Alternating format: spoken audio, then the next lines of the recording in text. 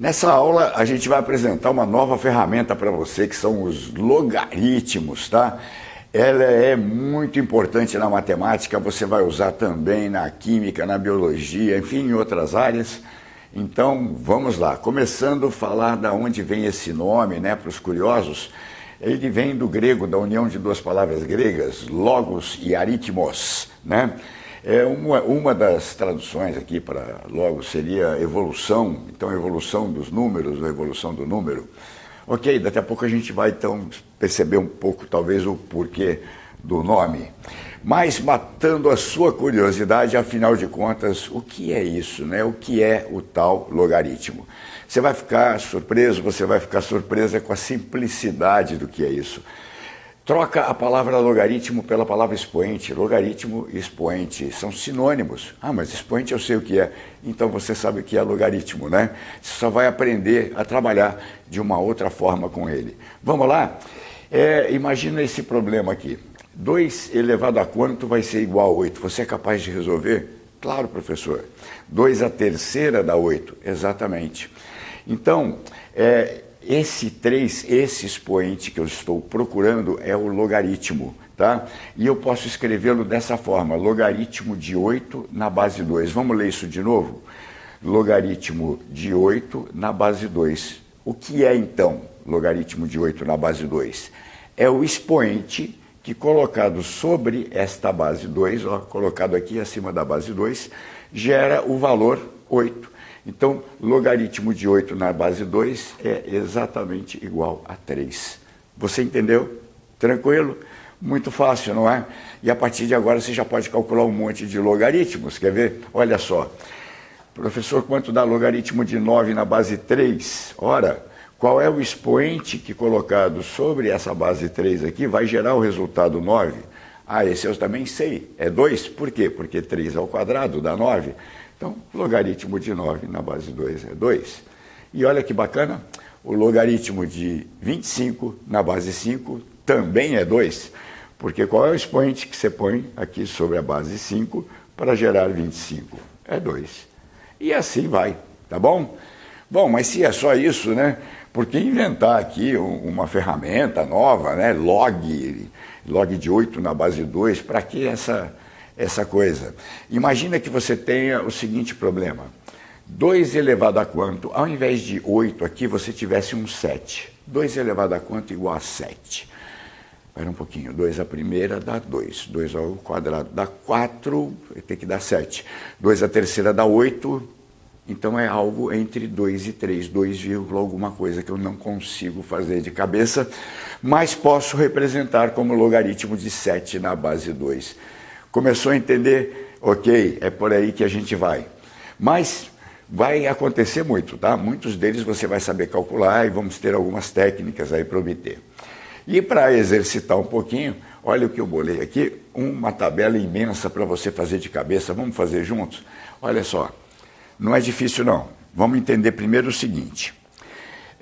Nós, humanos, trabalhamos na base 10 decimal. Temos 10 dedos, temos 10 algarismos, de 0 a 10, tá certo? Então, é muito comum utilizarmos logaritmos na base 10, tá certo? Nessa base. Tão comum que a gente resolveu convencionar que não precisa escrever o 10. Então, toda vez que você vir log de um número, sem a base especificada, essa base será 10. Está combinado? Do mesmo jeito que quando você vê raiz de 9, quanto é raiz de 9? Você já fala é 3, mas quem falou que é quadrada? Ah, não precisa, quando não põe o 2, a gente sabe que é quadrada. Na mesma linha de pensamento, tá? Então, quando você vir log sem a base é 10. Então, o que é log de 10 que está sendo pedido? Nada mais é do que log de 10 na base 10. E o que eu respondo aqui? Você vai se perguntar qual é o expoente que eu ponho aqui acima da base 10 para gerar 10. Ah, 10 elevado à primeira é 10, isso. Log de 10 na base 10 é 1. Muito fácil. Então, qual será o log de 100 na base 10? Aqui é a mesma base, todos eles são 10. Na base 10. 10 elevado a quanto dá 100? Professor, 10 ao quadrado dá 100, 2. E log de 1000 na base 10? 10 elevado à terceira, então o expoente é 3. Então, log de 1000 é 3. E log de 10 mil? Bom, agora eu vou começar a contar zeros, né? Porque 10 mil, 1, 2, 3, 4 zeros é 10 a quarta. Então, qual é o expoente que eu ponho aqui acima da base 10 para gerar 10 mil? É 4. E 100 mil, vou parar de botar a base 10, que eu sei que você já sabe agora, né? Então, 1, 2, 3, 4, 5 zeros. E de 1 milhão, logaritmo de 1 milhão na base 10. Ora, é 6, porque 10 elevado a sexta dá 1 milhão. E aqui eu tenho 6, 7 zeros, aqui eu tenho 3, 6, 8 zeros, né? A oitava, e aqui elevado à nona. Está criada uma tabela aí para gente, tá bom? Eu vou usar essa tabela, eu fiz de propósito por isso, mas você já praticou aqui, já viu que é fácil, é isso mesmo, tá bom? Muito bem. Agora vamos falar um pouquinho sobre terremotos, né? O que terremotos tem a ver com logaritmo? Você já deve ter ouvido falar na escala Richter, na televisão, e por isso talvez seja o exemplo mais clássico de aplicação de logaritmos que a gente tem. Então vou falar um pouquinho disso aqui para você, para justificar mais um uso dos logaritmos, e você vai perceber que não é só nos terremotos. Mas vamos falar um pouquinho de terremoto, tá? Você sabe que quando as placas na crosta terrestre, as placas tectônicas, né, elas se batem ou se afastam ou esfregam uma na outra, você gera tremor, você tem o tal do terremoto acontecendo. Isso é muito violento para nós humanos, tá? E o que acontece? Corresponde, a gente pode fazer correspondência, por exemplo, com uma explosão, tá? Tem um explosivo famoso, que é o TNT, usado lá nas minas de carvão, por exemplo, e então a gente consegue fazer um paralelo entre o terremoto e a gravidade dele, fazendo uma comparação com a quantidade de toneladas de TNT, tá? Então, quando você explode lá uma certa quantidade de TNT, vai gerar uma certa quantidade de energia. Observa que nessa lista, que eu escolhi 5 importantes, né? 80 mil é o menorzinho deles. Cara, é 80 vezes, são 80 minas de carvão explodindo, então é forte pra caramba o negócio, não é? Agora, olha só como pode ser muito mais violento, né?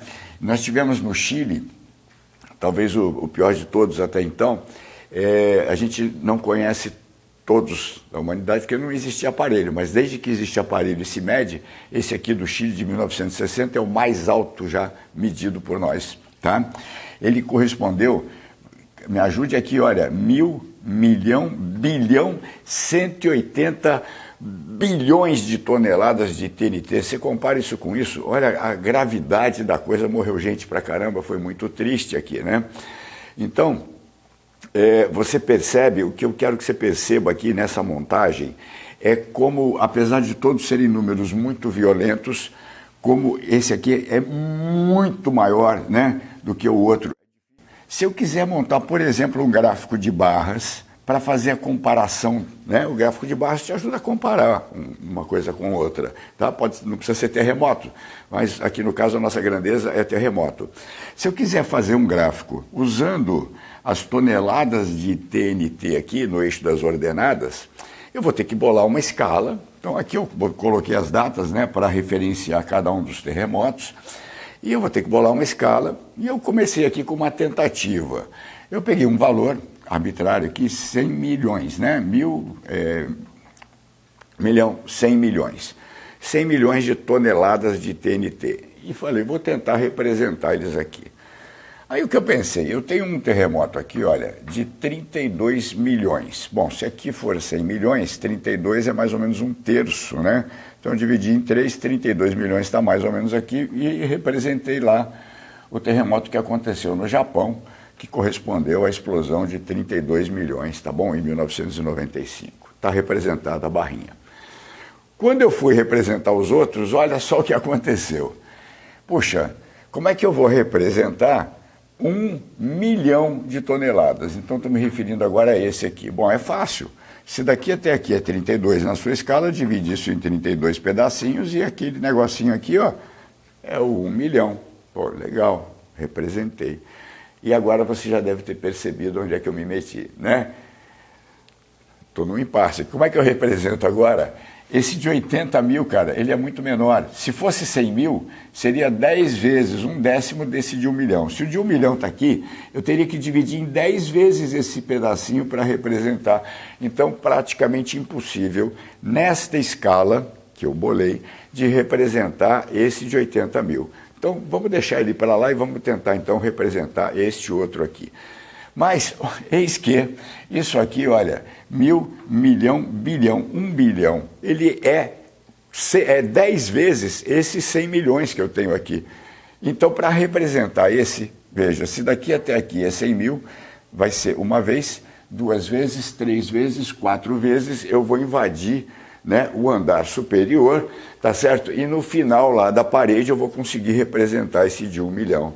E você imaginou que eu vou precisar de um prédio com mais de 180 andares para representar esse outro, ou seja, é impossível colocar esses números no mesmo gráfico com a mesma escala. É isso que eu queria mostrar para você. E é com esse problema que o sismólogo Richter, né, lá na Califórnia, esbarrou lá para mais ou menos 1935. O Richter tinha lá outros critérios para medir, porém chegava em valores também com esse distanciamento de escala. Ele tinha o mesmo problema de escala com os valores dele, porque as violências são muito diferentes, né, nos terremotos.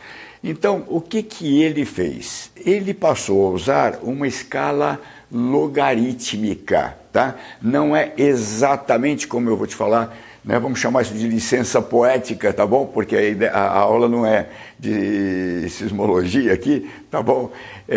Mas vamos fazer uma comparação, você vai entender o que acontece. Observe o seguinte, se eu criar uma tabela, uma escala, tá certo? E no lugar aqui, em vez de marcar os valores reais, 10, 100, 1000, 10 mil, etc., repare que esses valores aqui são muito parecidos com esse problema que você tem. Em vez de marcar isso, que seria impossível, como no primeiro exemplo, eu fizer uma marcação dos expoentes, ou seja, dos seus logaritmos. Ah, que legal! Aí cabe, né? Porque quando eu tenho o expoente 9, eu estou representando aqui o 1 bilhão, né? Então, cabe, olha lá, 1, 2, 3, 4, eu fiz até o 10 uma escala, tá certo? E aí, você passa a representar os seus terremotos, né? Dentro dessa chamada escala logarítmica. O que você precisa saber é o seguinte, quando você compara aqui, ó, dessa barrinha para essa, subiu só 2 unidades, na verdade esse 2 não significa 2, significa 100 vezes mais forte. Como assim? Porque a cada expoente que você avança, olha, quando você vai do expoente 2 para o 3, o número ficou 10 vezes maior, você está fazendo 10 vezes 10 vezes 10. E ele trabalha exatamente na escala decimal, tá certo? Então esse 10 vezes maior, olha, de 5 para 6, avança 1 no expoente, tá certo? Mas é 10 elevado a um expoente, uma unidade maior. Portanto, é 10 vezes 10 de novo, vezes 10 de novo e assim sucessivamente, tá bom? E aí foi criada então a escala Richter. E esses mesmos terremotos, ao invés de serem representados aqui, né, pela energia liberada, a gente vai representar na escala Richter, e é o que você ouve falar na TV. Olha, teve um terremoto de magnitude 7 lá no Japão em 1995. Cara, então presta atenção.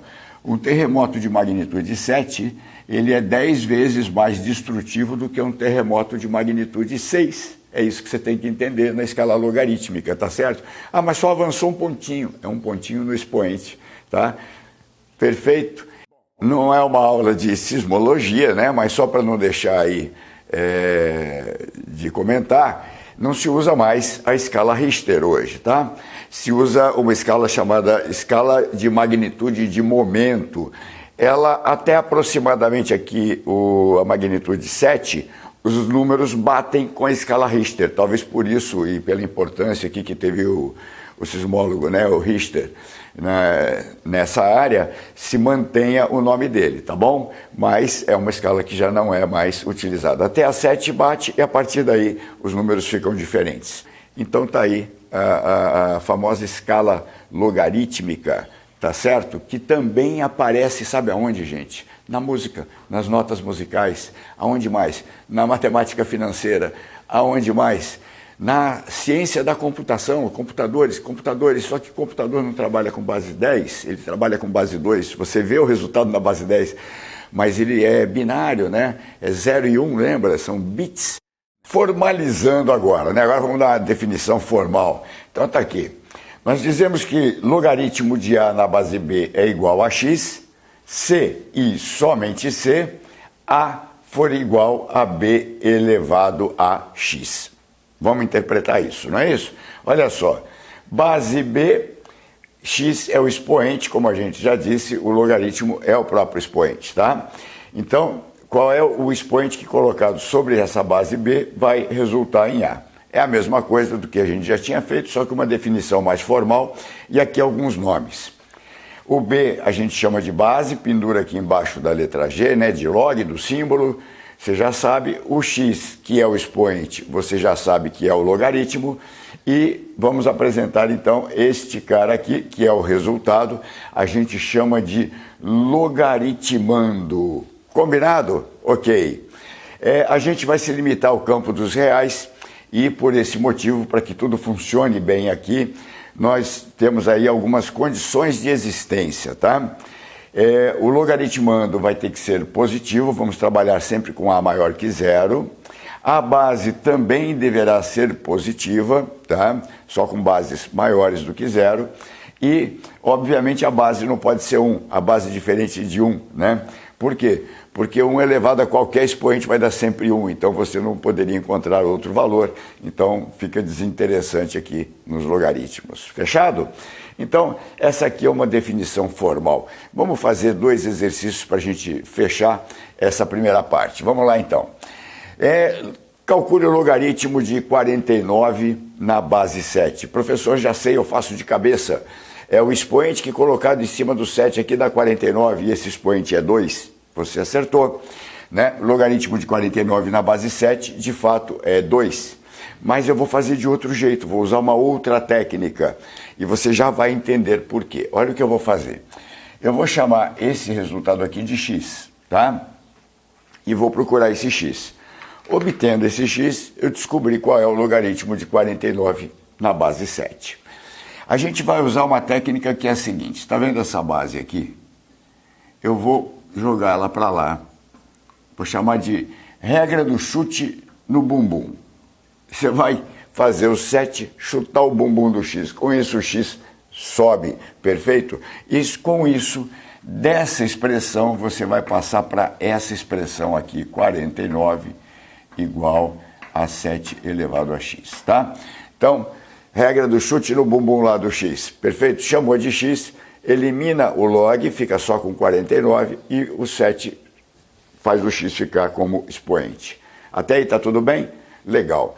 Olhando para isso, você deixou de ter uma equação logarítmica, passou a ter uma equação exponencial. Mais adiante a gente vai ver que a função logarítmica é a inversa da exponencial. Vamos lá? Como é que se resolve uma equação exponencial? Ah, professor, eu tento colocar na mesma base, exatamente. Então você pode dizer, por exemplo, que 49 é 7 ao quadrado, e aí você tem 7 ao quadrado igual a 7 elevado a x. E com isso, você descobriu que x igual a 2. Se x é igual a 2, você tem o resultado do logaritmo de 49 na base 7. Tá legal? E você vai falar, puxa vida, mas para que fazer tudo isso se eu já sabia de cabeça, né? Olha para o exercício de baixo. Sacou? Olha lá, tenta fazer isso de cabeça. Qual é o logaritmo de meio na base 16? Caramba, aí complicou, né? Mas não complicou não. Se você entendeu o que eu fiz aqui em cima, você vai fazer, vai resolver de forma muito rápida. Vamos lá? Porque a gente não se limita a números inteiros, né? Tudo bem. Vamos lá, logaritmo de meio na base 16. Então, qual foi a técnica que você usou? Você vai aplicar mesmo aqui. Você vai chamar isso de x. Se você descobriu o valor de x, você descobriu o logaritmo de meio na base 16. Vai transformar essa expressão, né? Você vai transformar numa equação é exponencial. Como é que você faz isso? Lembra da regra do chute no bumbum? Olha lá, ó, 16 que é base. Sai daqui, chuta o bumbum do x, o x sobe, ele vira expoente. E esse log desaparece, né? Magicamente desaparece. Então você vai ficar com meio, tá? Meio igual o 16 chutou o x para cima, 16 elevado a x. E aí, um abraço, facinho. Se você já está craque na resolução de equações exponenciais, você vai saber que 2 pode ser escrito como 2 a menos 1, certo? E que 16 é 2 elevado à quarta. Então, eu tenho aqui 2 elevado à quarta elevado a x. Perfeito? Então, de novo, meio, 2 a menos 1, inverti, está na base 2. 16 é 2 à quarta, eu tenho 2 elevado a 4 elevado a x. E aqui eu posso aplicar uma propriedade, né? Quanto é 2 elevado a quarta elevado a x?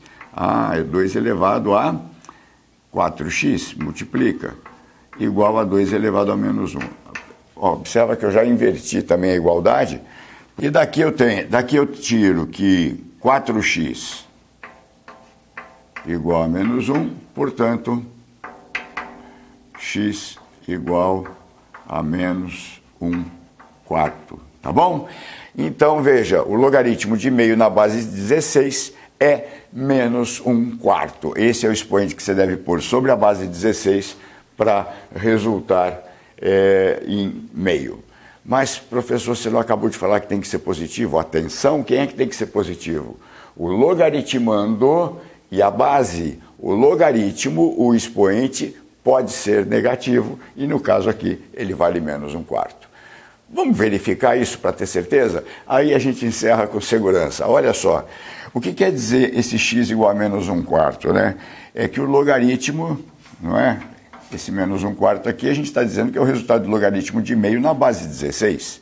Ora, se isso for verdade, se eu pegar o 16 e elevar a menos 1 quarto, eu tenho que achar meio, de acordo comigo, né? É o expoente que colocado aqui em cima do 16 vai dar meio. Vamos checar? Então, vou fazer uma verificação. Eu vou calcular aqui 16 elevado a menos 1 quarto. Se der meio, está tudo certo. De acordo comigo? Vamos checar. Então, vamos lá. O que é isso aqui? Isso aqui é a mesma coisa que 1 sobre 16 elevado a 1 quarto. Não é? O expoente está negativo, é só inverter a fração. E eu posso mais. 16 é 2 à quarta. Então, eu posso escrever que aquilo lá é igual a 1 sobre 2 à quarta elevado a 1 quarto. Ué, mas aqui eu multiplico os expoentes. Sim, então é 1 sobre... Quanto é 4 vezes 1 quarto? 4 vezes 1 quarto é 4 quartos. E 4 quartos é 1. E quanto é 2 elevado a 1? Aí... é 2, então ficou meio e chegou direitinho no resultado que você queria. Fechado? Está verificado? Espero que você tenha compreendido o que são logaritmos, tá certo? Onde são usados. E agora, daqui para frente, nós vamos ver algumas propriedades. Não perca a próxima aula aí. Tá bom? Obrigado por sua atenção. Até a próxima aula.